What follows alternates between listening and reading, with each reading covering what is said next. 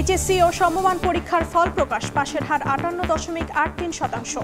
এবারও ছেলেদের চেয়ে এগিয়ে মেয়েরা, কমেছে GPA-5।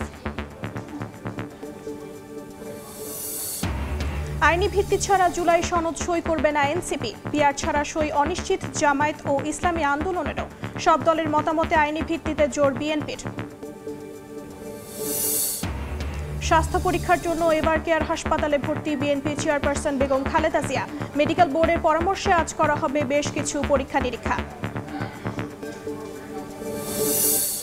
3 যুগ পর রাকসুতে ভোট উৎসব, কেন্দ্রে কেন্দ্রে দীর্ঘ লাইন। অমোচনীয় কালি ব্যবহার না করার অভিযোগ ছাত্র দলের।